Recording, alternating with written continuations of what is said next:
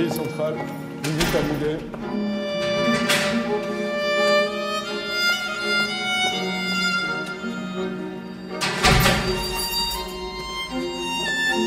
Attends. J'écoute. Ok. Visite annulée. Tu retournes en cellule.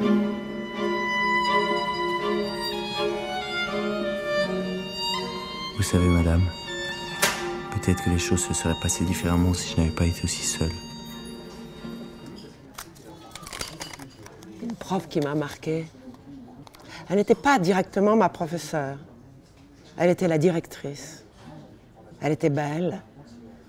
Elle était intelligente. Elle était indépendante. Elle était audacieuse. Elle avait peur de rien. Et je me disais, c'est comme ça qu'il faut être. Et je me rappelle qu'elle était tellement belle que je lui demandais pourquoi vous êtes-vous faite religieuse. Et elle m'avait répondu, pourquoi voulez-vous donner à Dieu le rebut de l'humanité? Le cinéma, est-il une bonne école? Le cinéma, c'est comme la littérature. Ça fait gagner du temps.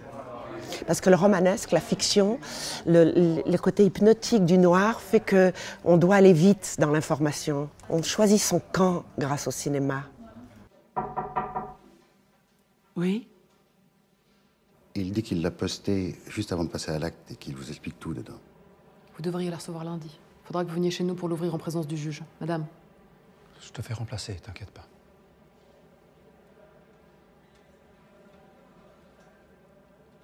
Pourquoi il aurait fait une chose pareille? Vous parlez de quoi?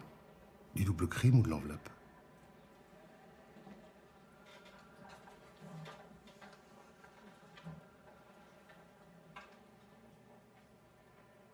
Un film, petit lettre amoral. Oui, et tant mieux. Parce que il faut flirter entre le moral et la morale. On ne peut pas être mis sur terre juste pour être un être bien pensant. L'intérêt de la vie, c'est le combat entre le diable et l'ange. Être sans arrêt moral, ça rend un monde de fascistes. Le rôle que vous refuseriez, je refuse les rôles que j'aime pas. Il faut que j'aime le personnage que je joue. Sinon, je sais que la vie est brève et que je ne vais pas pendant 2 mois de ma vie jouer quelqu'un que je n'aime pas. J'ai pas besoin qu'on m'aime, mais j'ai besoin d'aimer. Ma première fois à Berlin, je suis venue présenter un film au Festival de Berlin de Paul Murray qui s'appelait Rien que des mensonges.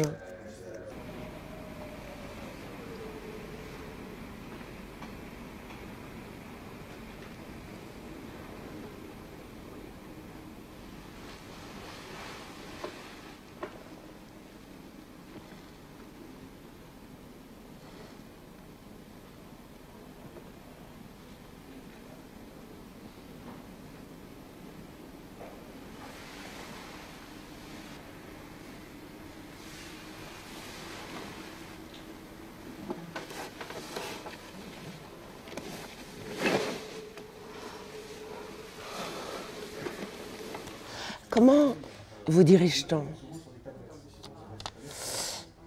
Moi, je suis très disponible.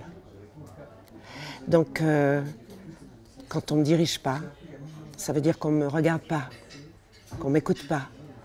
Alors que d'être regardé, d'être écouté, fait que tout ce qui va être dit par le metteur en scène va pouvoir me faire changer de mon obsession. Sinon, comme je suis de nature obsessionnelle, je ferai toujours la même chose.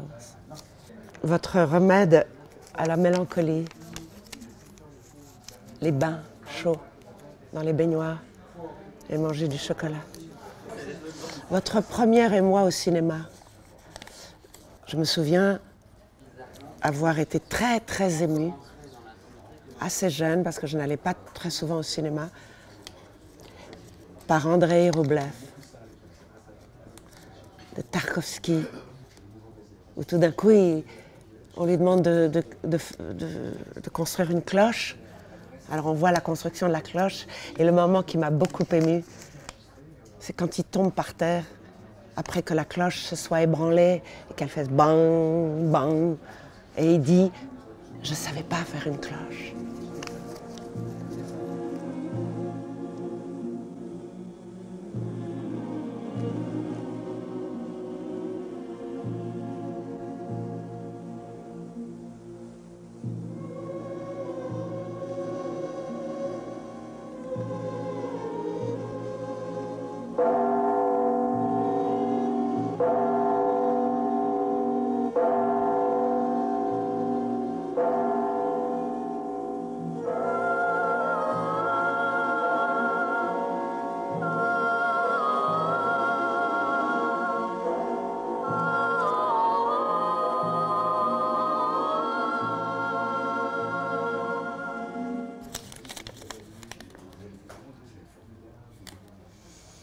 Un rêve récurrent, mais ça je ne vous le dirai pas, Mr. Freud.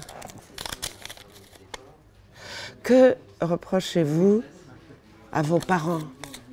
Rien. Je les ai adorés. Je les ai aimés plus que tout. Et avec le temps, forcément, je les couvre d'or. Je leur reprocherai d'être morts trop tôt. Avez-vous un poster dans votre chambre quand vous, ado? Oui, j'avais Che Guevara. Je me rappelle qu'un de mes oncles était rentré dans ma chambre et il croyait que c'était mon fiancé. Et pendant quelques mois, j'étais fiancée à Che Guevara. Les convives idéaux pour un dîner pas ennuyeux. Alors un mélange. Des gens qui ne pensent pas comme moi. Des gens qui sentent le soufre, des gens qui sont opposés les uns aux autres, des aventuriers, des gens audacieux, et pas un ronron scandaleux. Vous êtes sûr de ne pas vous ennuyer.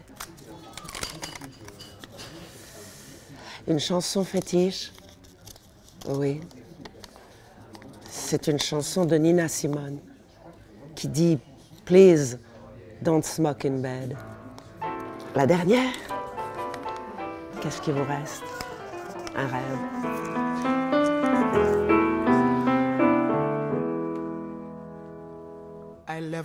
C'était bien.